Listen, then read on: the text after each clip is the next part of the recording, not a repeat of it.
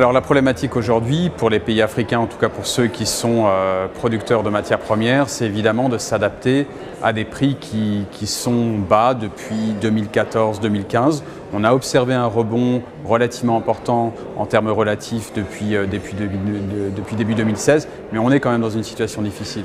Donc effectivement, les pays producteurs africains doivent repenser, me semble-t-il, une partie de leur modèle de croissance, c'est-à-dire qu'on est toujours sur l'idée qu'il faut peut-être plus transformer localement de la matière première, sauf qu'aujourd'hui les contraintes financières sont un peu plus importantes, les groupes internationaux sont peut-être moins présents, et donc il faut développer des outils pour faire face à ça. Et effectivement, je pense que le fait de capitaliser sur des ressources naturelles, c'est quelque chose qui est relativement évident, qui fait sens d'un point de vue politique.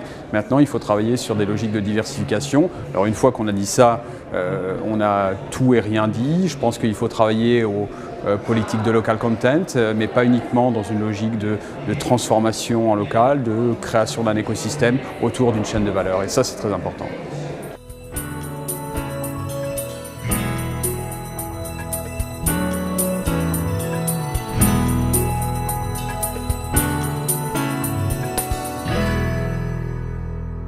Alors comme vous le savez, il y a eu deux accords importants qui ont été trouvés par l'OPEP et puis par les pays non OPEP. Il y a eu l'accord d'Alger en septembre, donc c'était un accord de principe visant à réduire la production donc,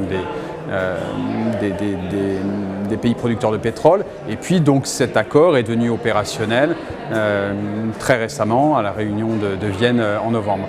Donc ça fait remonter les prix.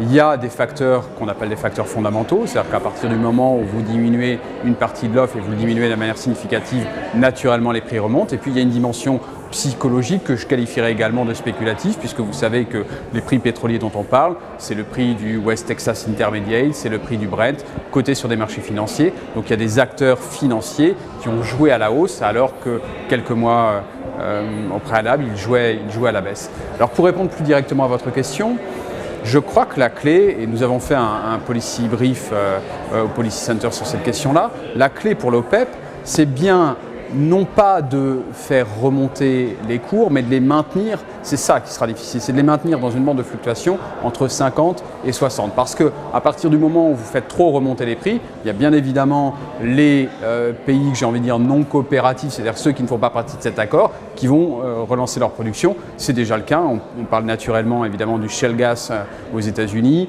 et on pourrait également parler de la production chinoise qu'on oublie un peu trop souvent en matière de pétrole.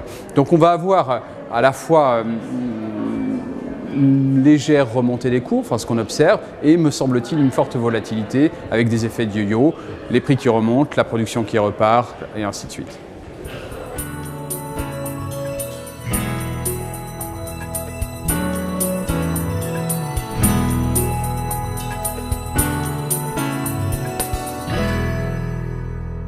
Alors, moi, ce qui me semble très intéressant dans ces Atlantic Dialogues, c'est contenu dans le nom. C'est-à-dire qu'on est sur des logiques d'échange. Je crois que vous ne pouvez pas répondre à une problématique, qu'elle soit économique, politique, juridique, en n'ayant qu'une seule approche. Vous devez croiser vos vues et ce qui est extraordinaire dans les Atlantic Dialogues, c'est bien évidemment qu'on est à la fois dans les sessions et puis dans toutes ces discussions que nous pouvons avoir en dehors. Nous sommes sur cet échange d'informations, nous créons une réflexion commune et ça, c'est quelque chose qui est tout à fait admirable.